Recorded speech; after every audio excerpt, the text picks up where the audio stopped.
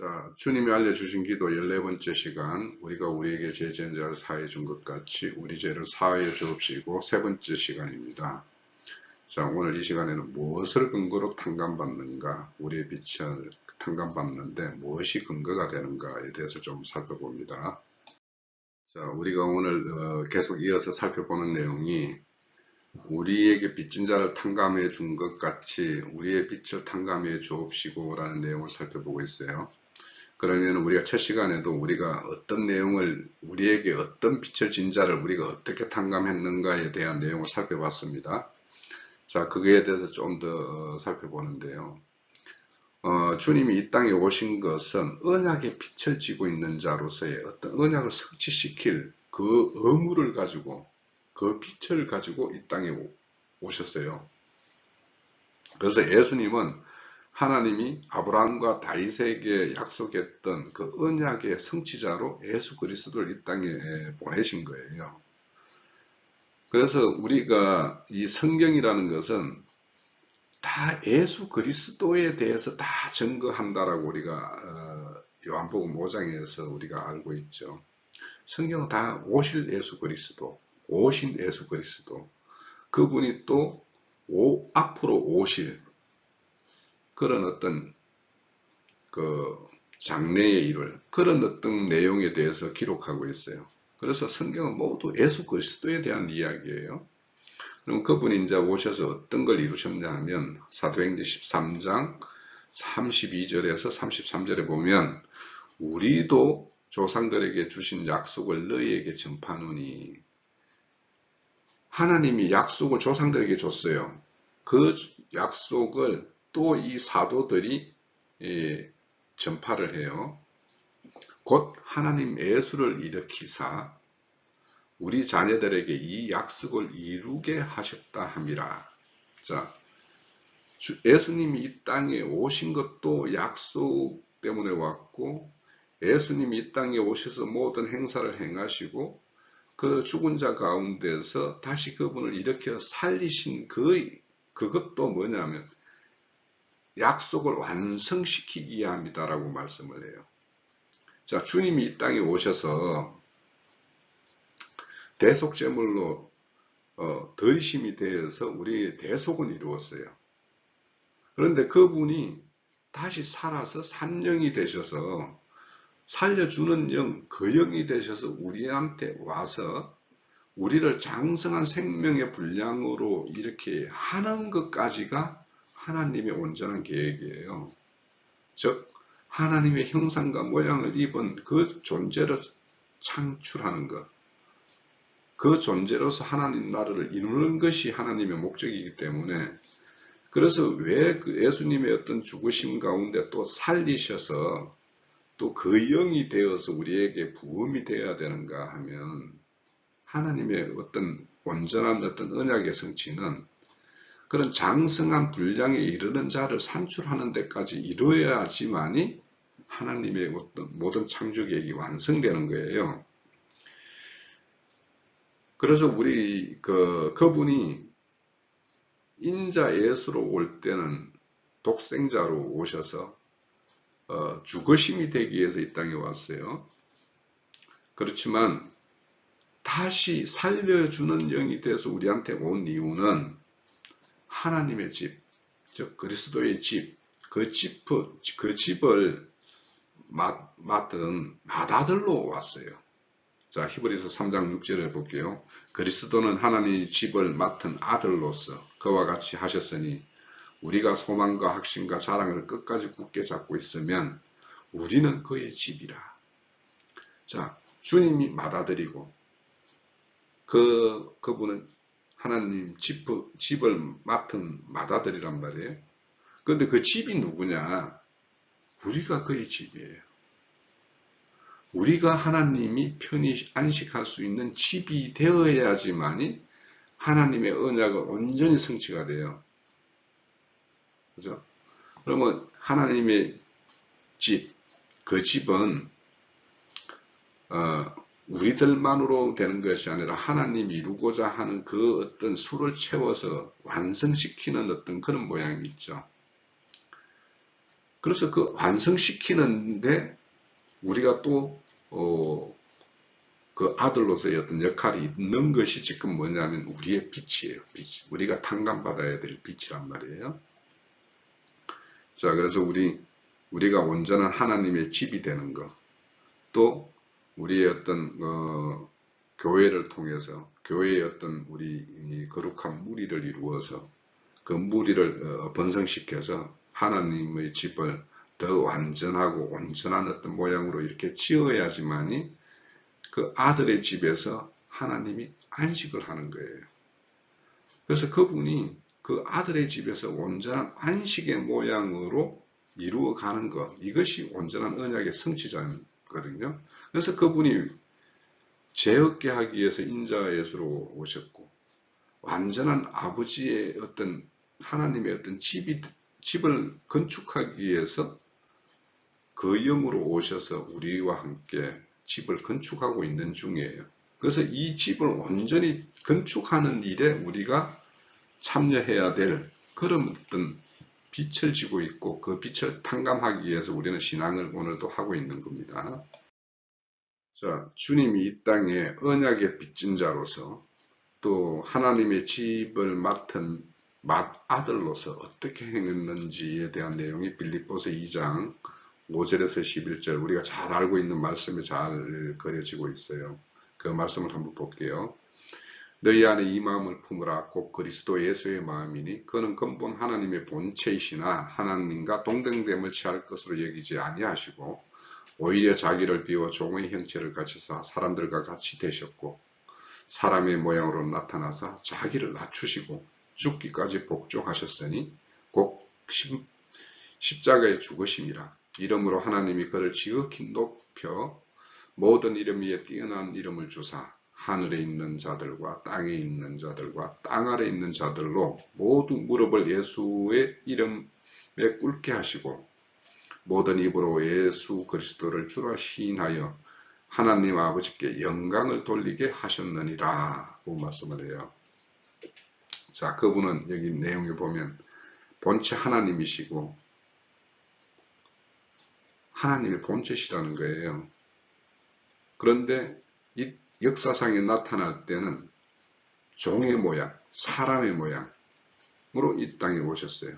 피조물의 모양이잖아요. 그러니까 하나님은 영이시기 때문에 이 피조물 속에 이런 거에 제한받지 않으시는 분인데 그 제한된 피조물의 모양으로 오시는 이 자체가 얼마나 낮추심인지 창조주인데 피조물의 어떤 모양으로 오셨기 때문에 그 낮춤이라는 것은 우리가 상상할 수가 없어요. 참 우리 인생들이 조금만 자존심 상하고 조금만 남들에게 좀 무시당하면 참 견디기 어려운 것이 우리 인생들인데 창조주이면서 피조물의 모양으로 이 땅에 오셨다라는 거. 그리고 피조물의 어떤 태에서 10개월이라는 그런 세월을 보내면서 그 탯줄을 통해서 육신의 생명을 이렇게 보존받는 이런 모양으로 오셨다라는 거. 이런 게 참 놀라운 일이죠. 그죠? 예, 예전에 참 그 말씀을 들었을 때 되게 마음이 참 울림이 컸었는데 그렇게 자신을 낮추신 분이 그분이에요. 그렇게 왜 낮추어서 그렇게 행했는가? 그것이 뭐냐면 하나님께서 언약하신 그 언약을 온전히 성취시킴으로 인해서 하나님 아버지의 어떤 신실함을 이 역사상에 보이시고 그래서 모든 자들 그래서 하늘에 있는 자나 땅 위에 있는 자나 땅 아래에 있는 자들이 모두 하나님 앞에 영광을 돌리게끔 한 그 참 아들의 모습으로 이 땅에 오셔서 행했다라는 거예요.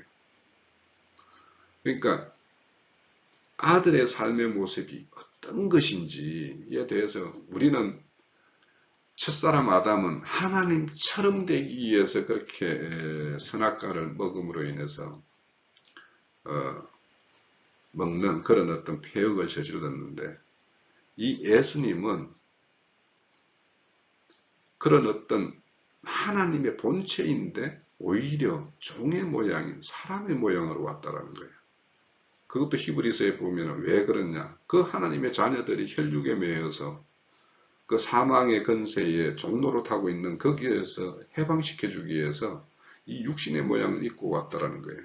그러니까 이 육신의 죽음에 매여 있는 그것을 해방시키기 위해서는 그 죽음의 육신의 죽음을 이기는 부활의 어떤 생명을 우리에게 증거하고 그것을 믿음으로 그 생명을 영접해서 그 생명과 하나의 연합을 이루어서 새 생명으로 살아갈 수 있는 그 일을 열기 위해서 그 죽음 있는 육신의 모양으로 오신 거예요.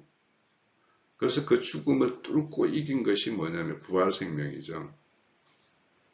그래서 그렇게 이 땅에 와서는 그렇게 종의 모양으로 그렇게 행함으로 인해서 오히려 뛰어난 이름을 쟁취하신 거예요. 자, 이 모습에서 우리도 똑같아요. 우리가 이 땅에서 낮은 자의 자세를 취하면 하나님께서는 그 자를 높이신다라고 이야기를 했어요. 그래서 우리가 이 땅에서 우리가 신앙하면서 또 아들의 삶을 살아가는 그 아들의 어떤 삶을 본으로 삼고 사는 우리라면 이런 거에 대해서 참 큰 가르침이 있어야 돼요. 큰 교훈을 받아야 돼요. 우리는 섬김 받는 것을 좋아하지 섬기는 것에는 참 약하잖아요. 그래서 요즘에 그 형제님 전거에 보면은 섬기는 어떤 그 은사가 가장 큰 은사라는 거예요. 사람은 기본적으로 첫사람 아담이 섬김을 받기 위해서 하나님처럼 되기 위해서 선악과를 먹었는데 그것이 인간의 어떤 약함인데 오히려 자기를 낮춰서 섬기는 자. 근데 성경에 보면 큰 자가 섬기는 자라고 그러잖아요. 그죠? 큰 자가 되어야지만 섬겨요. 그거는 맞는 것 같아요. 왜냐하면 이 좁쌀만한 마음 가지고는 섬김을 받기를 원하지 섬기는 거에는 인색해요. 그런데 큰 자가 되면 모든 걸 넉넉하게 이기고 극복할 수 있기 때문에 섬김이 가능한 거라고 보여요. 그렇게 그분이 이제 또 히브리서 5장에 보면 그가 아들이면서도 받으신 고난의 어떤 순종함을 배워서 온전히 되셨다라고 이야기해요. 그 순종에 의해서 그는 모든 자의 영원한 구원의 근원이 되셨다라고 또 말씀을 해요.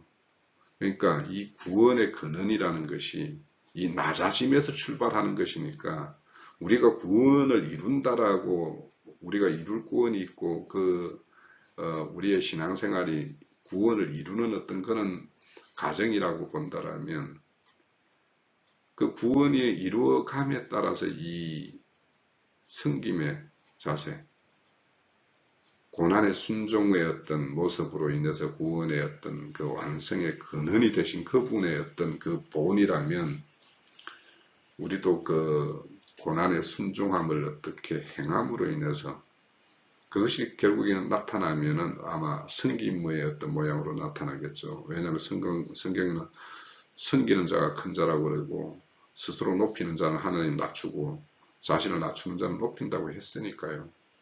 그래서 우리가 주님이 오셔서 이 언약의 성취자로 오신 그 어떤 모습을 보면서 우리가 어떤 빛을 탕감받는 자 받기 위해서 어떤 자세로 취해야 되는지 어떤 자세로 나아가야 되는지 이런 거에 대해서 우리는 오늘 말씀 빌립보서의 말씀 또 히브리서 5장의 말씀을 통해서 우리의 빛을 탕감받기를 원하고 빛을 탕감받기 위해서 행하는 사람의 모습이 어떤 것인지는 이 말씀으로 우리가 가르침을 받을 수 있을 거로 보입니다. 자, 우리가 앞서서 히브리서 5장에 그분이 고난의 순종함을 배워서 구원의 근원이 되셨다라고 말씀을 받고 그것이 어떤 일이냐 하면 멜기세덱의 반차에 따른 대제사장의 직분을 행함이 그런 모습이었다라고 말을 해요. 그래서 주님이 이 땅에 오셔서 멜기세덱의 반차에 따른 대제사장을 직분을 수행했어요. 근데 성경에 보면 우리는 그의 동력자라고 말씀을 많이 하죠. 그러면 그분이 온전히 대제사장의 직분을 수행하는 제사를 이렇게 수행하려면 거기는 반드시 돕는 제사장들과 또 마당에서 너비딤이라는 그런 어떤 물 기르고 나무 패는 어떤 이런 동력자들이 필요하죠. 그런 것처럼 우리는 그분이 대제사장의 직분을 수행한다라면 우리는 그에 따른 제사장 직분을 수행해야 되는 거예요. 이것이 동력자예요. 동력자의 모습이에요. 그래서 제사장이라는 것은 결국에는 뭡니까? 하나님과 죄인 사이에서 중재를 하는 그 일이 이루어지도록 이 돕는 일을 하는 것이 제사장이 할 일들이에요.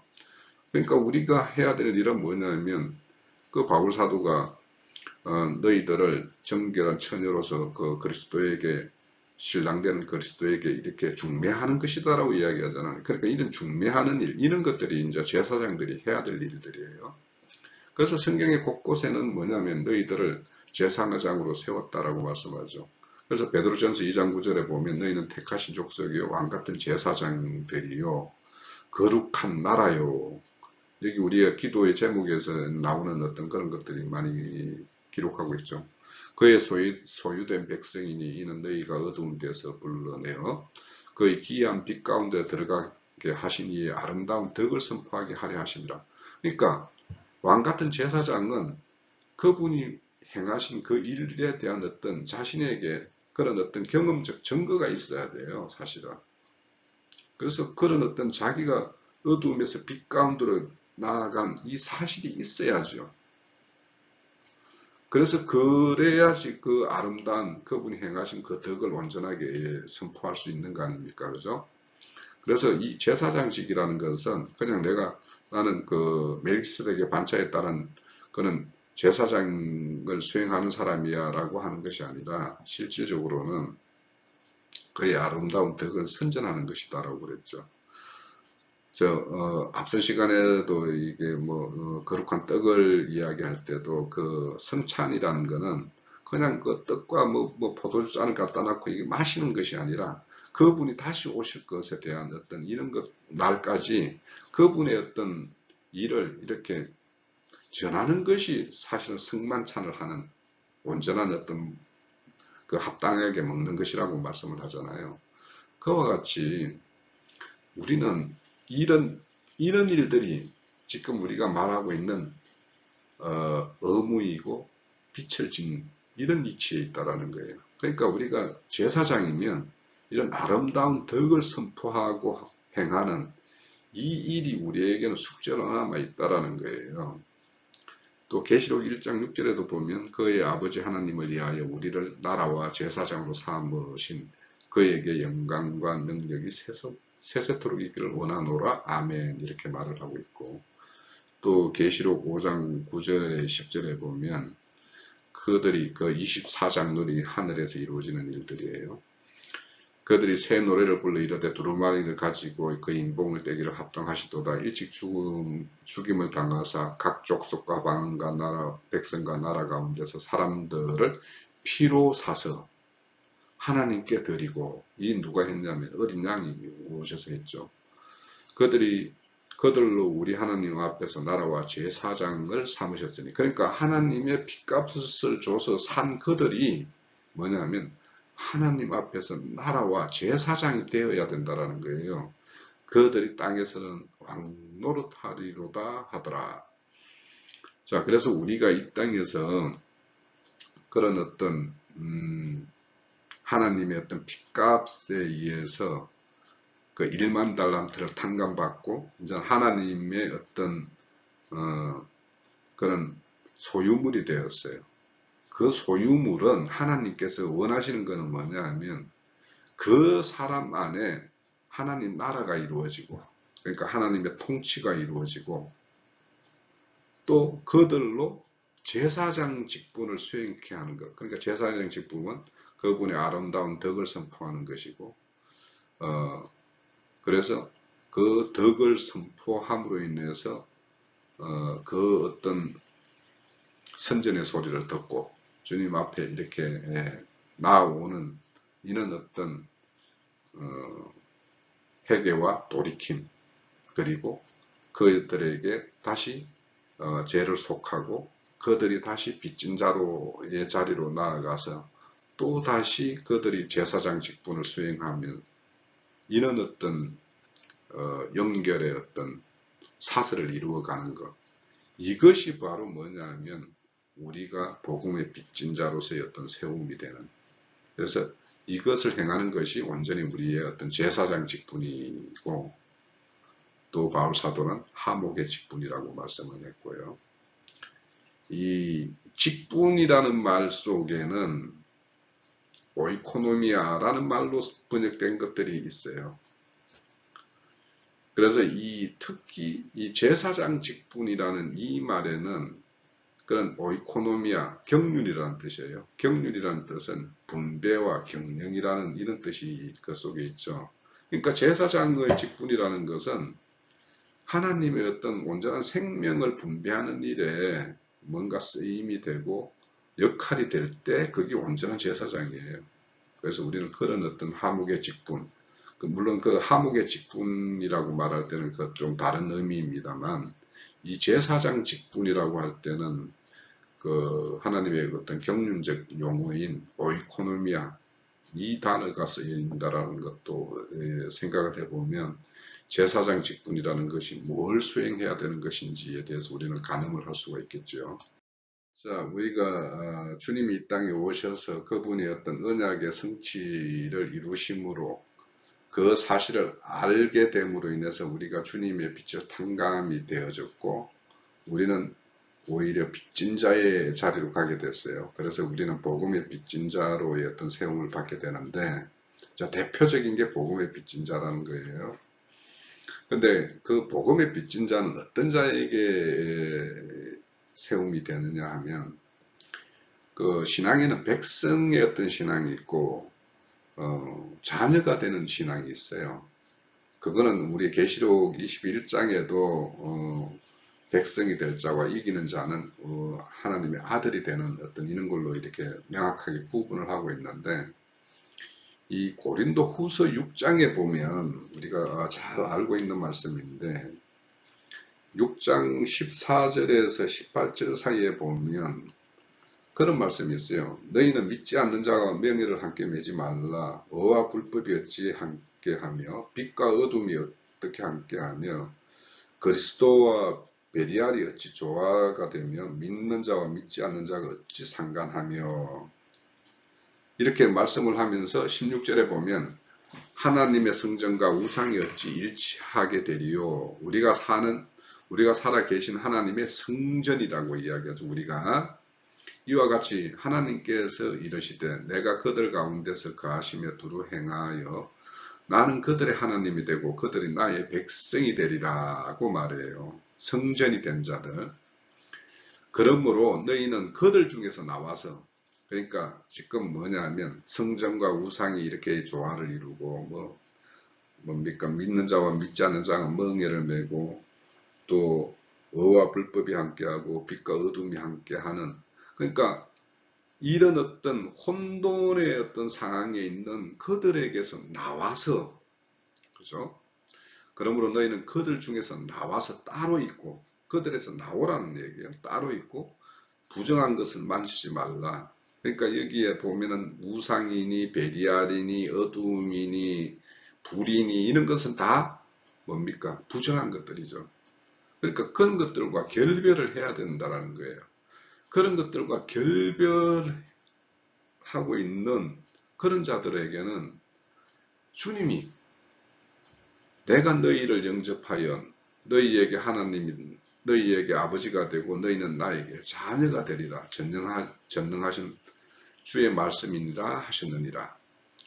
자, 그러니까 여기 보면 그렇게 성전이면서도 우상을 만지고 있고 또 빛이라고 하면서 어둠을 이렇게 거하기도 하고 을을 말하면서 불의와 이렇게 손잡기도 하고, 이런 어떤 데에서 분리되어서 나와 있는 어떤 거룩한 백성, 그들을 하나님은 뭐냐 하면 하나님이 영접한다라는 거예요. 오히려 그래서 내가 그들의 어떤 자녀가 되는 것,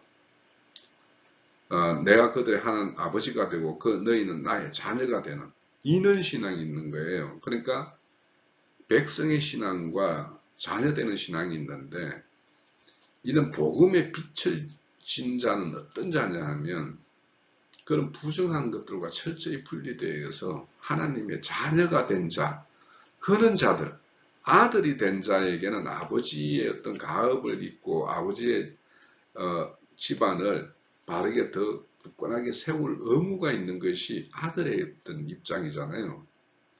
그래서 이렇게 하는 자들에게는 복음의 빗감정을 가지게 된다는 거예요. 자, 우리가 잘 알고 있는 이렇게 그런 것들과 결별된 자들을 아버지가 이렇게 영접하는 모습을 누가복음에 보면 둘째 아들의 이야기가 나오죠. 그러면 둘째 아들이 먼 나라로 가서 아버지의 재산을 다 탕진했다라는 것을 그냥 진짜 우리의 일반적인 재물을 가지고 어디 나가서 이렇게 탕진했다라고 하면 큰 오해인 거예요. 이것도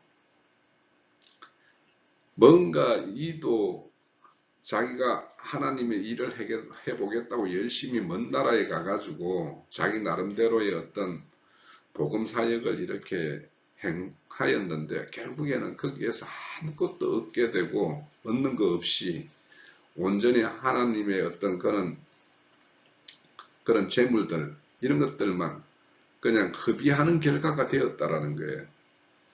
그러니까 불의한 청지기가 진짜 그걸 통해서 자기가 맡은 바를 통해서 주인에게 빚진 자의 빚을 탕감해 주는 일이 하나님의 뜻이었는데 그걸 오해해서 행하는 것 이런 것이 다 탕진하는 거란 말이에요. 그런데 이 아들이 돌아왔을 때 그 아버지가 그 아들에게 제일 좋은 옷을 내다 입히라고 그러고 손에 가락지를 끼우라고 그러고 발에 신을 신기라고 그러죠. 그러면 이 아들에게 다시 이렇게 행한 이 일 내용을 보면 이게 제일 좋은 옷이 뭐예요? 우리 성경에서 말하는 거는 그리스도 옷 입는 거죠. 그리고 에베소서에 보면 그 어떤 우리가 영적 전쟁을 수행하기 위해서는 전식 갑주를 입어야 되죠. 그러니까 아버지가 지금 이 아들은 그 복음 사역에서 완전히 실패했어요. 그래서 그에게 새롭게 아버지가 옷을 입힌 것은 뭐냐면 이제는 이긴 자로서의 어떤 싸움을 수행할 수 있는 전신갑주의 옷을 입혀주는 거예요. 그리고 손가락에 가락지를 끼운다라는 것은 이 왕의 대리에서 직무를 수행하려면 그 총리들에게는 그 왕이 뭔가 이임을 해주죠. 그게 인장이에요, 인장. 그 인장이 어디에 있냐면 손가락에 그 반지에 그 왕의 인장이 새겨져 있어요. 그래서 뭔가 손가락에 이 반지를 끼워준다라는 것은 이게 결국에는 우리 계시록에 보면은 14만 4천을 인치는 이야기가 나오죠. 결국에는 이 인치는 것, 손에 어떤 인치는 어떤 건세를 새롭게 해줬다라는 거예요. 그러고는 발에 신을 신기죠. 새 신을. 이 복음의 신발이에요. 그러니까 이 누가복음의 이 이야기의 돌아온 둘째 아들의 이야기는 지금까지 어떤 실패할 수밖에 없는 종교적 어떤 행위 거기에서 돌이켜서 돌아와서 이제는 주님이 온전히 이제는 거룩한 하늘 군대를 이룬 그런 어떤 모습으로 새롭게 아들에게 그런 어떤 건세나 이런 것들을 다 무장시켜서 다시 이제는 하늘 군대를 이루어 살 수 있는 그런 아들로서 새롭게 세운 모습이 바로 누가복음 15장 20절에서 24절의 사이의 내용이에요. 그러니까 지금까지 왜 실패했냐? 이 둘째 아들이 그 흐리멍텅하게 한 것이 뭐냐면 우상과 성전과 베리알과 주님과 또 어둠과 빛이 막 혼돈하는 어떤 이는 그 사역을 했기 때문에 둘째 아들은 실패할 수밖에 없었어요. 그래서 다시 아버지 집으로 돌아와서 새롭게 아버지의 어떤 새롭게 하심을 받아서 이제는 온전히 복음에 빚진 그 빛을 새롭게 갚을 수 있는 자로 새롭게 세움을 받은 자가 이 둘째 아들이에요. 그래서 우리가 둘째 아들의 이 내용도 우리가 단순히 어떻게 회개의 어떤 모습만이 아니라 회개했으면 돌이켰으면 참 아들로서의 인자는 그 제 역할을 해야 되는 것이죠. 그 역할로 새롭게 세움을 받는 것이 이 둘째 아들의 모습이에요. 그래서 이 둘째 아들은 앞으로 이제 그 기록 성경 말씀에는 전혀 언급되어 있지 않지만 그 이후에는 이제는 하나님의 어떤 복음 사역을 하는 그런 어떤 일로 온전히 어떤 쓰임 받는 그런 걸로 나아갔을 것이라는 것이 우리는 이제 충분히 추정할 수가 있는 것이죠.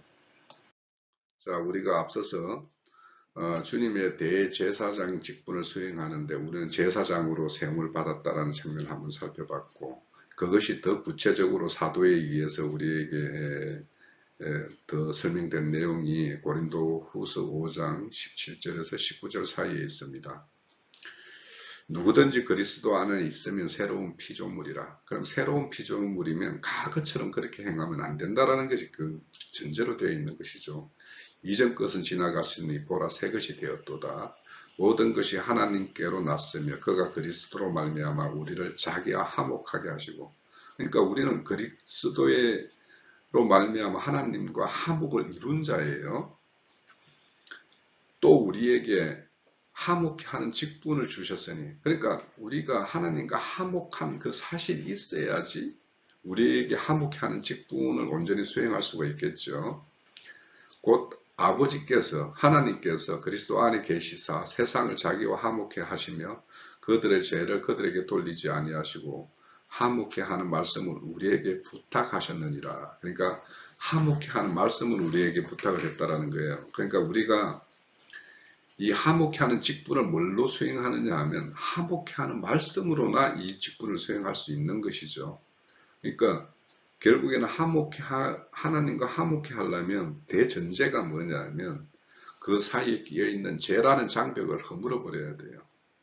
그 허물어 버리려면 그 자가 하나님 앞으로 나아오는 회개가 있어야 되고 그 회개에 따라서 하나님이 그 죄사함을 사해주고 그에게 온전한 세례를 이루어서 그에게 성령을 주심으로 인해 가지고 온전히 하나님과의 어떤 화목이 완성되어 가는 모습이거든요. 그래서 여기에서 이제 앞서서 제사장 직분이라고 할 때 그 오이코노미아 경륜 즉 분배라는 어떤 그런 의미의 어떤 단의 어떤 뜻이 쓰인 경우가 있다라고 한다면 여기에서 화목해 하는 직분이라는 것은 순수한 그 봉사, 헌신 이런 거예요. 순수한 섬기는 것. 자, 그 내용의 말씀이 로마서 우리 잘 알고 있는 12장 1절에 보면은 또 있죠. 너희 몸을 하나님이 기뻐하는 거룩한 산제물로 드리라. 이는 너희가 드릴 영적 예배니라. 그러니까 우리가 영적으로 드리려면 그러니까 육신적으로 드리려면 주님 앞에 나가서 뭔가 제물을 내놓고 뭐 이렇게 하는 어떤 그런 어떤 모형적인 어떤 예배가 그런 어떤 형식적인 내용이고 육으로 드리는 내용이라면 영적으로 드리는 내용이라면 우리가 우리의 몸을 들여서 거룩한 어떤 산제물로 드리는 것 우리가 죽어서 드리는 것이 아니라 살되 하나님 앞에서 하나님의 어떤 생명 가진 자로서 합당한 새로운 어떤 피조물로서 사는 것 위에 어떤 말씀을 빌리자면 화목해 하는 직분을 온전히 수행하는 그런 일에 모든 어떤 내용들이 쓰임이 되는 육신의 몸도 그런 일에 쓰임이 되고 우리의 어떤 영적 양식과 영적인 어떤 생명의 어떤 분량들이 그런 일에 쓰일 때 이것이 거룩한 산제물이라는 거예요. 우리는 죽은 자의 어떤 제사가 아니라 산 자의 제사를 지내야 돼요. 또 그 말씀이 뭐냐면 히브리서 13장 14절에서 15절의 내용이 아주 그 명쾌한 어떤 그 우리에게 답을 주는 게 있는데 우리가 여기에는 영관 도성이 없으므로 장차 올 것을 찾나니 우리에게는 하늘의 도성이 있죠. 변함없는 도성, 영원한 도성이 있어요. 그러므로 우리는 예수 그리스도로 말미암아 항상 우리는 이런 땅에 썩어질 어떤 그런 도성이 아니라 영구하게 빛나는 12보석으로 이렇게 이루어진 그런 어떤 참 새 예루살렘 어떤 성읍이 있죠. 우리는 거기에 참여할 자예요. 그걸 소망으로 품고 있기 때문에 우리는 예수로 말미암아 항상 찬송의 제사를 하나님께 드리는데, 이 찬송의 제사가 어떤 거냐 하면 그 이름을 증언하는 입술의 열매라는 거예요. 그러니까 참 찬송의 어떤 제사는, 우리가 찬송의 제사를 드리는 것은 그 이름, 그분이 이 땅에 오셔서 행했던 그 모든 내용들, 그런 것들을 증언하는 입술의 열매가 참 제사라는 거예요. 찬양의 제사를 지내자는 거예요.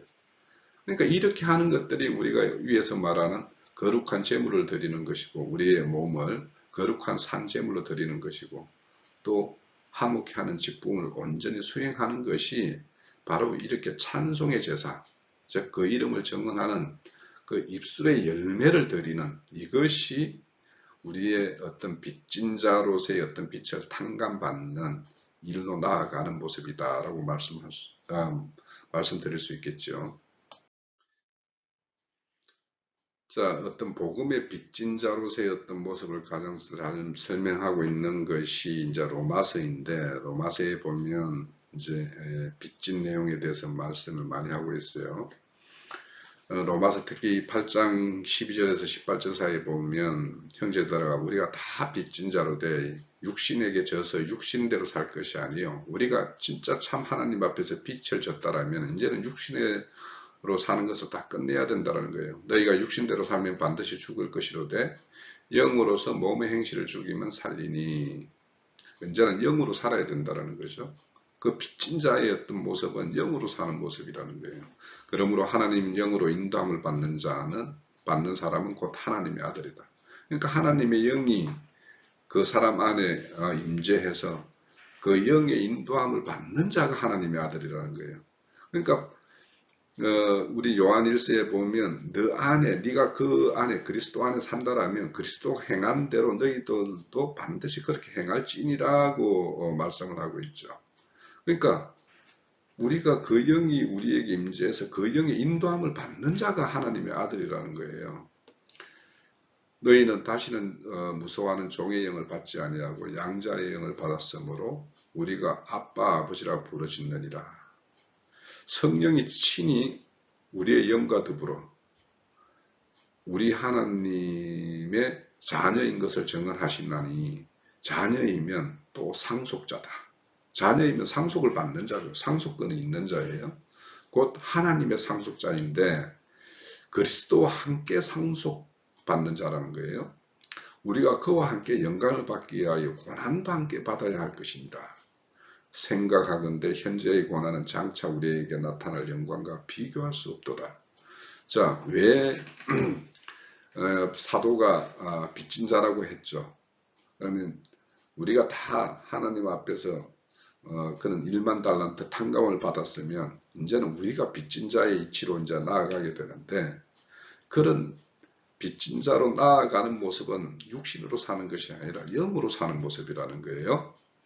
그러면 하나님의 어떤 영으로 사는 것은 하나님의 영이 우리와 함께 함으로나 가능한 것이기 때문에, 그러면 우리 안에 그분의 영이, 살려주는 영이, 그 영 되시는 그 영이 우리와 함께 함으로 인해서 그 영이 하고자 하는 대로, 나아가고자 하는 대로 그 영의 이끌림에 순종하는 자가 하나님의 아들인데, 그 순종하는 아들의 어떤 삶의 모습은 예수가 이 땅에 오셔서 그렇게 고난을 받듯이, 그러고는 영원한 하나님의 기업의 상속자가 되었듯이, 우리도 그분이 받은 그 상속에 참여를 하려면 그분이 고난받아서 그런 영광에 어떤 참여된 것과 같이 우리도 고난도 받아야 된다는 거예요. 그런데 이 땅에서 우리가 당하는 그 고난은 장차 우리가 받을 어떤 영광과는 비교할 수 없다라는 거예요. 또 골로새서에는 또 이런 말씀이 있어요. 나는 이제 교회를 위하여 받는 괴로움을 기뻐하고 그리스도의 남은 고난을 그의 몸된 교회를 위하여 내 육체에 채운다. 바울사도 그래요. 그러니까 지금 이 골로새 편지도 로마에 감금되어 있을 때 편지인데 그것을 기뻐하고 있다라는 거예요. 지금 내가 괴로움을 받고 있는데 나는 오히려 기뻐한다 이것이. 왜냐? 그리스도의 남은 고난, 몸된 교회를 위해서 내 육체에 지금 나는 그 고난을, 우리에게 남겨진 그 고난을 나는 채우고 있는 중이다.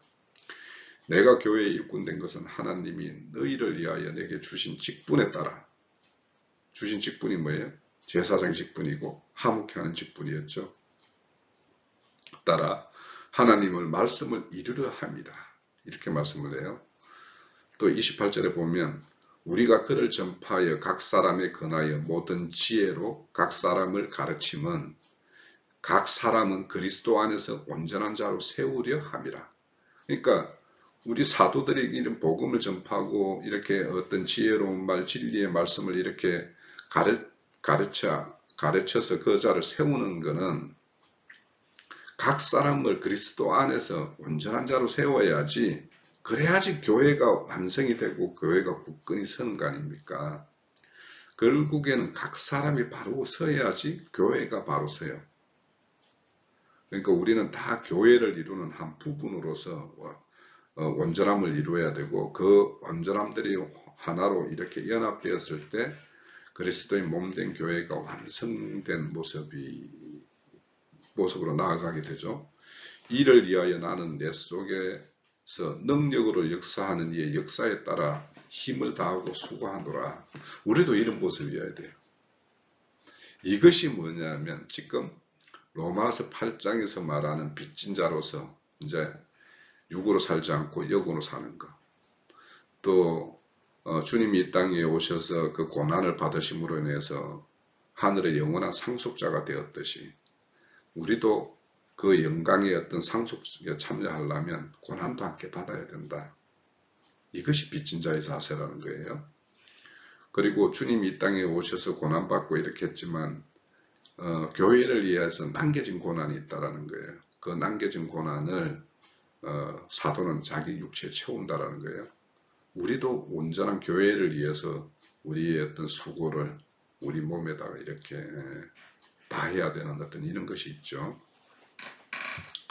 자, 우리가 이렇게 사도들의 어떤 그런 어떤 빚진 자의 자세로서의 어떤 취하는 이런 모습들을 통해서 우리가 이런 빚진 자의 어떤 입장에 선 자들인데 우리가 어떻게 행해야 될지를 이런 사도들의 어떤 행함을 보면서 우리는 큰 배움이 있어야 되겠죠. 자, 복음의 빚진 자로서의 어떤 빛을 탕감하는 그 일에 나서게 하는 것도 하나님의 어떤 감동에 의해서 되는 일인데 시편 기자가 내 안에 주님의 법이 심중에 있나이다 라는 고백을 하는 그 시가가 있어요. 시편 40편의 8절에서 9절에 보면 나의 하나님이여 내가 주의 뜻을 행하기를 즐기오니 주의 법이 나의 심중에 있나이다. 내가 주님의 뜻을 행하는 것이 즐거운데 그것이 왜 그러냐? 주의 법이 내 심중에 있기 때문입니다. 라고 말씀을 하는 거예요. 자, 우리가 옛 언약은 돌비에 새겨진 언약이었죠. 그런데 새 언약은 마음에 새겨진 어떤 마음에 하나님의 법을 새겨주겠다라는 것이 새 언약이잖아요. 그러니까 주님의 법이 심중에 있는 자는 그 하나님의 뜻을 행하지 않고는 즐거울 수가 없어요. 그러니까 하나님의 법을 가진 사람은 주님의 뜻을 행해야지만이 즐겁게 돼요. 그래서 내가 많은 회중 가운데서 의의 기쁜 소식을 전하였나이다. 여호와여 내가 내 입술을 닫지 아니할 줄 주께서 아시나이다. 이렇게 주님의 법을 가진 자, 그 사람은 이렇게 하나님의 어떤 소식을 선포하고 그 입술의 어떤 찬송의 어떤 제사, 그것이 뭐냐면 그 이름을 정언하는 어떤 입술의 열매라고 이제 히브리서에 우리가 앞서서 봤잖아요. 이와 같이 주의 법을 가지고 있는 자는 그것을 찬송의 제사로 지낼 수밖에 없는 것이에요.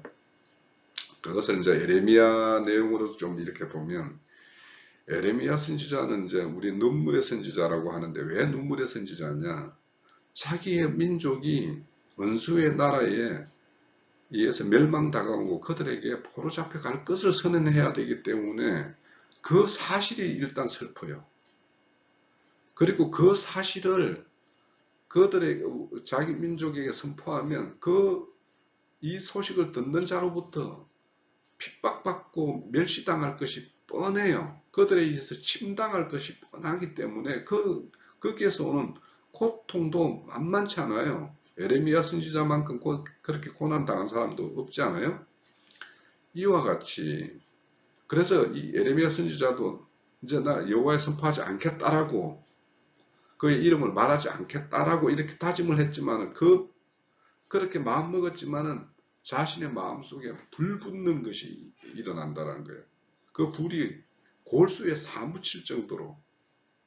그러니까 어떻게 이 말씀을 주어진 것을 선포하면 그들에 의해서 듣는 자에게서 이렇게 침을 당하고 배척당할 것이 뻔함에도 불구하고 그 말할 수밖에 없는 것은 하나님에 의해서 감동된 마음이 있기 때문에, 그래서 결국에는 에레미야 선지자도 그 고난의 어떤 그런 선지자의 역을 다 함께 수행했던 분이에요. 또 하나는 계시록에 보면 작은 책을, 두루마리 책을 먹은 천사가 작은 두루마리 책을 먹게 되죠. 요한이.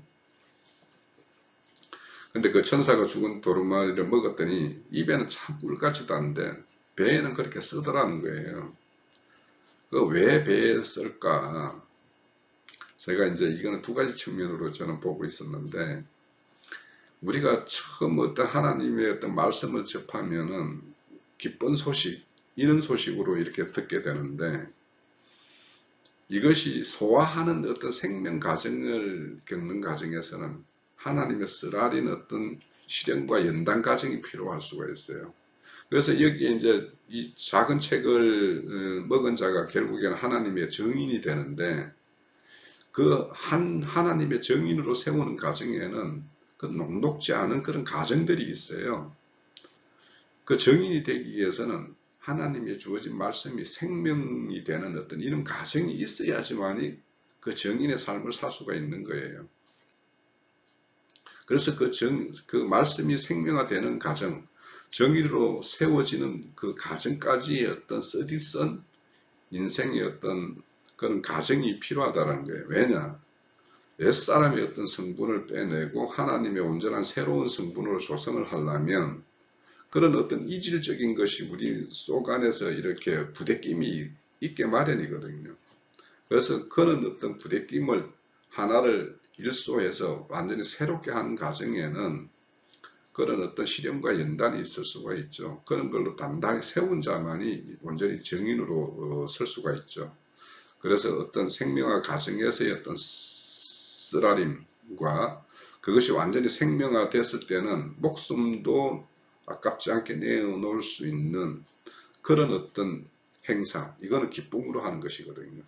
그러니까 바울사도가 그렇게 고난을 당하면서도 나는 기쁘다 하는 것이 왜 그러냐?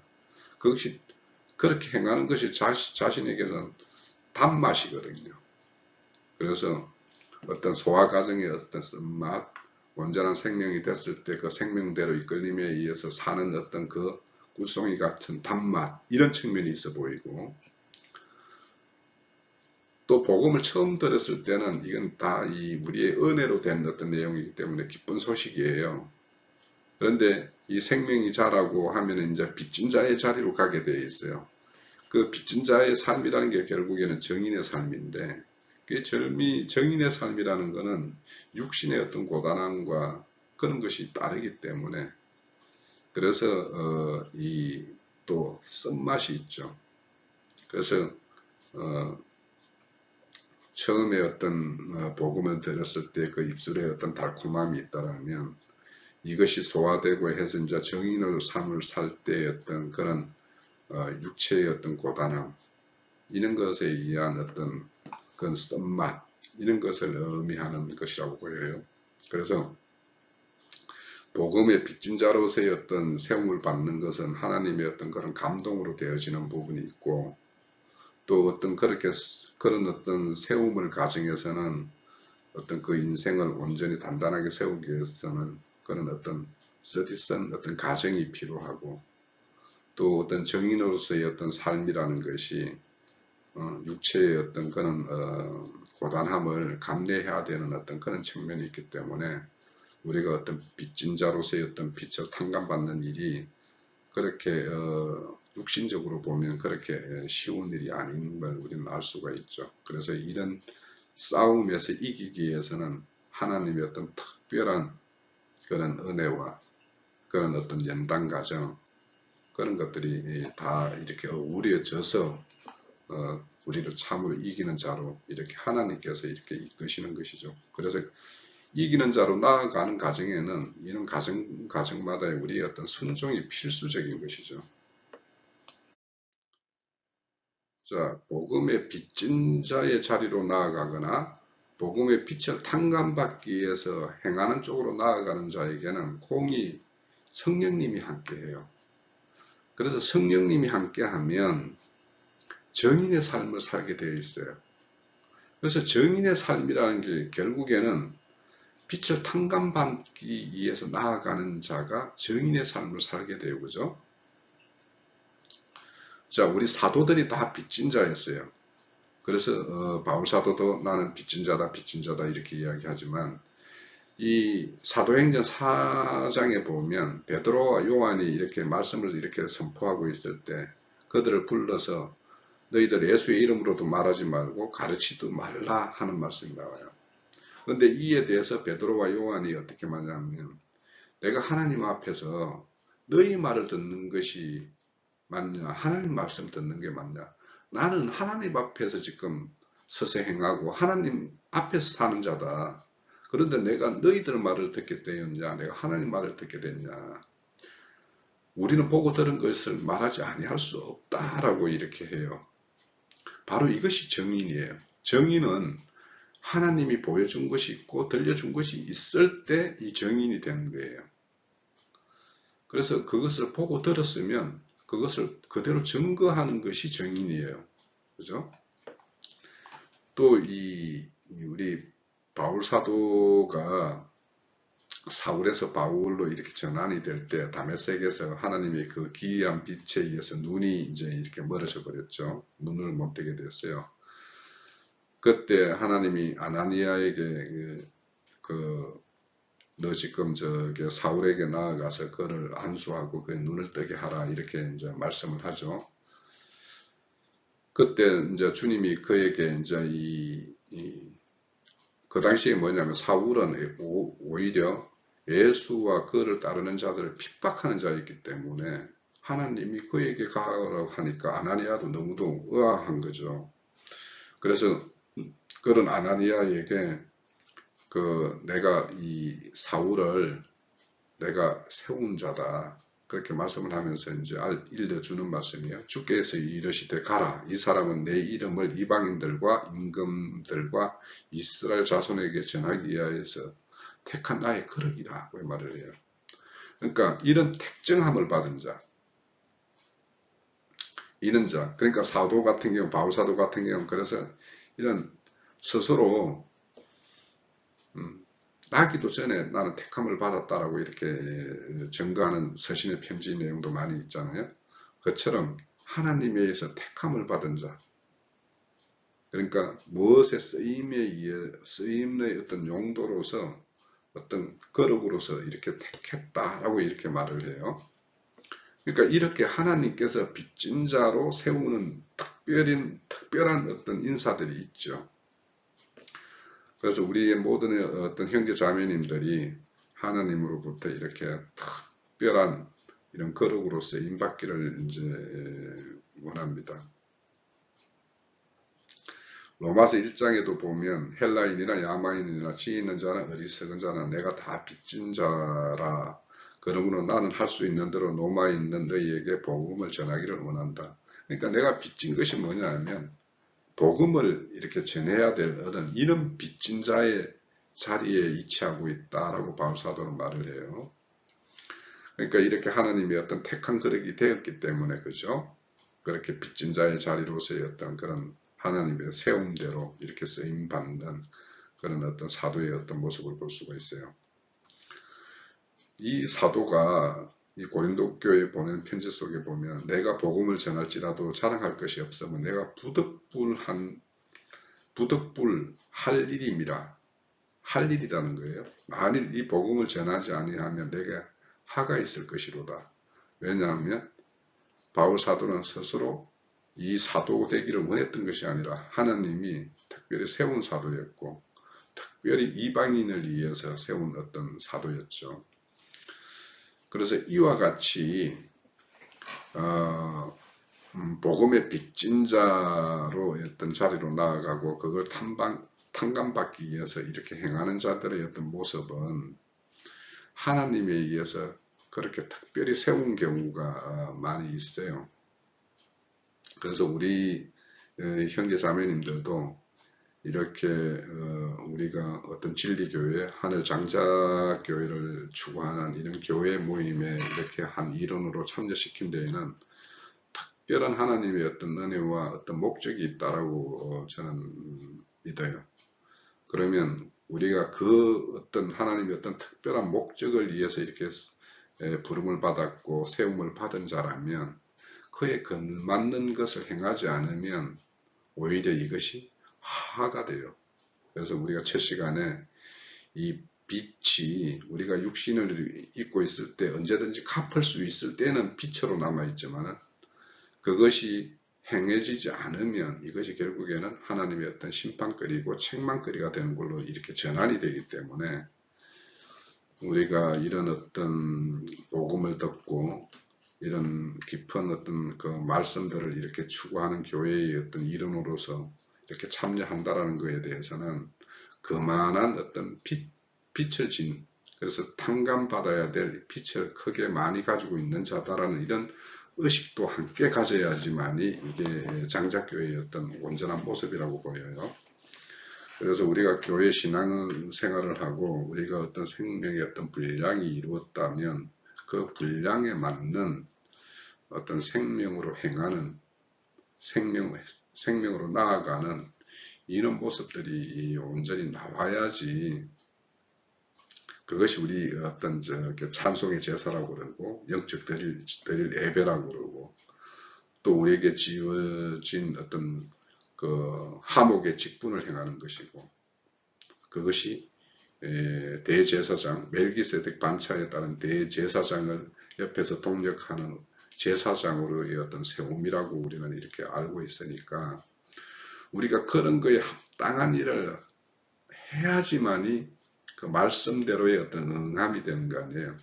우리 모든 형제자매님 저를 포함해서 다 이런 말씀이 응하고 말씀이 이루어지는 그런 어떤 신앙생활이 되었으면 하는 바람이 있습니다.